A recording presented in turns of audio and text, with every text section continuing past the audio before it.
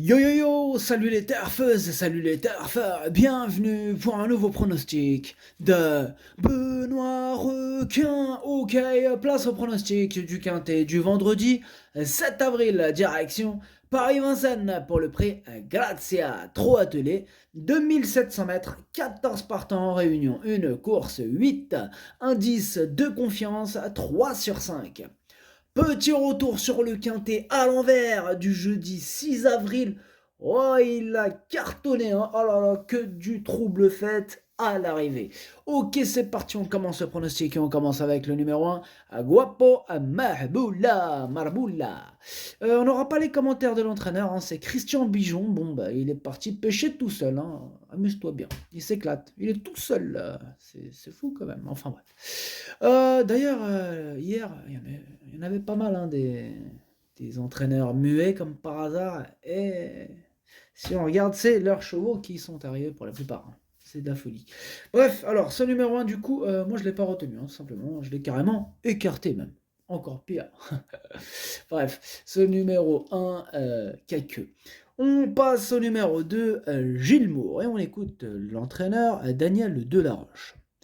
À Enghien, Gilles Moore a reculé, hein, par le jeu des relais et n'a pu s'exprimer que tardivement, mais il n'a pas jailli, hein, comme il aurait dû le faire. Il a du mal à retrouver la bonne carburation après avoir été castré, même si sa troisième place du mois de février était correcte. Vendredi, il affronte quelques adversaires en pleine forme. La cinquième place me satisferait pleinement. Eh bien, ce numéro 2, c'est lui mon gros regret, c'est mon cheval de complément en cas de non partant. Attention, possible cassage en vue. Ce numéro 2, Kokai. On passe au numéro 3, Fred de Piancourt, et on écoute Simon Lalume. Il faut effacer sa dernière sortie à Agen. Fred de Piancourt s'est trompé à la suite d'un ralentissement. Il évolue en super forme. Par contre, on affronte une opposition redoutable avec les 7 ans notamment. Je l'envisage avant coup pour une petite place. On va courir à l'économie et venir pour finir. Revenir à main gauche ne sera pas un problème. Alors, moi ce numéro 3, il me plaît bien, hein, je l'ai gardé en 5e position. Ah, il peut faire mal. Attention à ce numéro 3. Ce numéro 3, en japonais, ça donne Doi. On enchaîne avec le numéro 4, Gold Derpet, et on écoute Cyril Chenu. Gold Derpet a toujours montré de sérieux moyens, et je ne suis pas surpris de le voir aligner les succès. Il a déjà prouvé qu'il était compétitif à un mois d'intervalle. Il fait face à un engagement favorable, hein, sur un parcours qu'il apprécie. Je ne lui vois pas de points négatifs. Sa place est dans les 3. Jinko du Roussoir et Gibus sont aussi de possibles vainqueurs. Eh bien, moi, ce numéro 4, c'est tout simplement lui mon préféré, et je l'ai installé en tête. Ce numéro 4, Okiniri. On passe au numéro 5, Gibus, et on écoute Loïc Péché. Faute d'engagement, Gibus a eu un hiver allégé. Après une bonne rentrée à Laval au mois de février, il n'avait pas de conditions de course favorables. Il n'a pas été revu depuis un mois et demi, mais va se présenter prêt. Il a gagné 2 quintets, hein, sur ce parcours lors du récent meeting. Devancer Jinko du Roussoir et Gold Derpet ne sera pas de la tarte, mais il a un premier rôle à jouer. Alors, ce numéro 5 aussi fait partie de mes préférés, je l'ai gardé très haut en 2e position. Ce numéro 5, Watashi no Nibameno Okinere. On enchaîne avec le numéro 6, Fulmida, et on écoute Arnaud-Gilles Maillard. Fulmida n'a pas démérité à Enghien où elle rendait la distance aux 7 ans. Elle a bien terminé son parcours, hein, comme elle sait le faire, tout en étant ferrée. Cette fois, je le plaque des antérieurs. Physiquement, elle est très bien et elle a bon moral. Elle est capable de se placer à ce niveau. Oui, encore, je vais rajouter encore, faut-il qu'elle reste au trot. Mais à part ça, sinon, ça va. Alors, ce numéro 6, moi je l'ai retenu, hein. Sachez que c'est lui d'ailleurs, le 8e de mon pronostic. Ce numéro 6, Hati. On passe au numéro 7, Gay à Printemps, et on écoute Christophe Klein. Je l'ai présenté à Enghien au monté afin de lui faire enchaîner les courses. C'était bien dans la cadence et Gai Printemps n'a calé qu'à l'entrée de la ligne droite. Cette vraie course, hein, lui aura fait du bien. Ici, il retrouve un bon engagement. Il faut qu'il me rassure en compétition. je le défère pour la première fois sur le dur et le plaque des postérieurs. Ce numéro 7, eh bien, pour moi c'est un regret, hein, c'est mon deuxième cheval de complément en cas de non partant. Voilà, c'est les deux seuls possibles gros casseurs de tickets repérés par rapport à mon pronostic, bien sûr, tout est relatif, donc par rapport à mon pronostic. Donc voilà, donc le 2 et le 7, pour moi, c'est ces deux-là qui pourraient troubler la petite fête de mon pronostic. Du coup, ce qui explique qu'on n'est pas sur un 5 sur 5, hein, gros, ouais. Voilà. Sans eux, on serait sur un 5 sur 5, les yeux fermés. Mais maintenant, ça me fait penser à un petit son de Caris. 2-7, 2-7. Enfin bref. 2-7, attention à 2-7, 2-7. Alors, on passe au numéro 8. C'est bien ça, hein. Parce que là, on rigole, mais hein, faut... Le numéro 8, Hélène Bourgeoise. Et on écoute Mathieu le break. Hélène Bourgeoise n'a pas bénéficié d'un bon déroulement de course le mois dernier. Elle s'est trompée dans ses allures à la fin alors qu'elle était fatiguée. Toutes ses performances précédentes étaient bonnes. Elle n'a pas un très bon programme à venir. Vendredi, elle est contrainte d'affronter des 7 ans, en plein boom.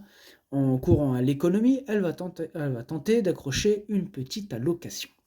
Alors moi, ce numéro 8, je l'ai retenu en bout de combinaison. Ce numéro 8, Nanaï. On passe au numéro 9, Feel Good des Bois, et on écoute Jean-Marie Roubaud. En dernier lieu, Feel Good des Bois a volté un peu court. Il aime avoir ses aises et ses trompées. Physiquement, il est toujours très bien. Il n'a rien d'intéressant à courir dans le sud. Ici, l'engagement est bon, hein, au plafond, même s'il faut affronter les 7 ans. Il a les moyens d'être dans le quintet. Il a déjà fait ses preuves sur la grande piste. Et ce numéro 9 aussi, je l'ai retenu, et lui aussi en bout de combinaison. Ce numéro 9, Dokei. On passe au numéro 10, Forto Deo, et on écoute Patrick Terry. Forto Deo effectue une course de rentrée après plusieurs mois d'absence. Il conserve ses fers. Ici, il n'a pas de chance dans cette épreuve, il faut le revoir.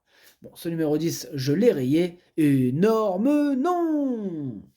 Donc ce numéro 10, Caqueux. On passe au numéro 11, Garde à vous, et on écoute Vincent Lebarque. Garde à vous reste sur 2 bonnes performances et a très bien fini dernièrement à Anguin. Il affiche toujours une excellente condition physique à l'entraînement et a été préparé pour cette épreuve. Il bénéficie d'un engagement favorable au plafond des gains. Avec Jinko du Roussois, Gibuste et Gold d'Herpet, il fait partie des chevaux qui se détachent.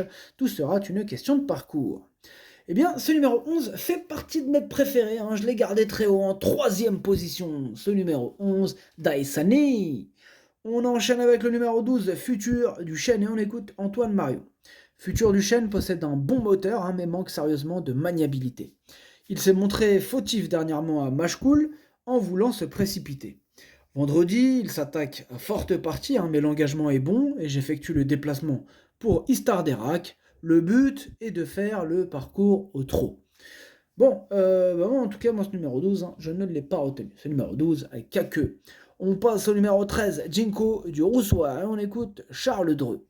Jinko du Roussoir est revenu à un bon niveau, comme le montrent ses récentes victoires.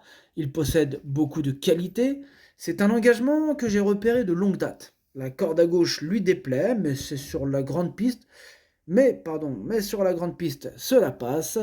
Je le présente avec des ambitions, même si j'ai repéré quelques clients, Gold d'Herpet et Gibus notamment. A priori, on peut lui faire confiance. Alors, ce numéro 13 fait partie bien sûr de mes préférés. Bon, c'est une première chance, mais ça sera même peut-être le favori de la course. Moi, je l'ai gardé en 4e position, donc assez haut, mais pour le favori, tout de même assez loin. Enfin bref, un juste milieu, mais après chacun ses choix. J'ai choisi de le mettre là, en 4e position. Ce numéro 13, Yomi. On enchaîne avec le numéro 14, First in Love, et on écoute Jérôme Michel Legros. Sa rentrée à Laval est meilleure que je ne l'espérais. Ensuite, à Vincennes, sa prestation est mauvaise. First in Love a été devancé de bonne heure et n'avait pas de ressources. Il a besoin de nous rassurer dans l'immédiat. Il est monté en condition, mais il n'est pas encore au mieux. L'engagement est très bon, au plafond des gains. Pour autant, il vaut mieux le revoir. Eh bien, moi, ce numéro 14, je ne l'ai pas retenu maintenant. Il pourrait intéresser, pourquoi pas, les amateurs de champ réduit en cas de défaillance. Hein. Voilà, pourquoi pas. Ce numéro 14, Kiken. Le pronostic, ça donne 4, 5, 11, 13, 3, 9, 8. Merci d'avoir suivi cette vidéo. N'hésitez pas à mettre un pouce bleu si la vidéo vous a plu. Pour accéder à tous mes tickets pour la course du Quintet, rendez-vous directement en description de la vidéo. À jouer avec modération. Bonne chance. Chopez-le moi. Ciao.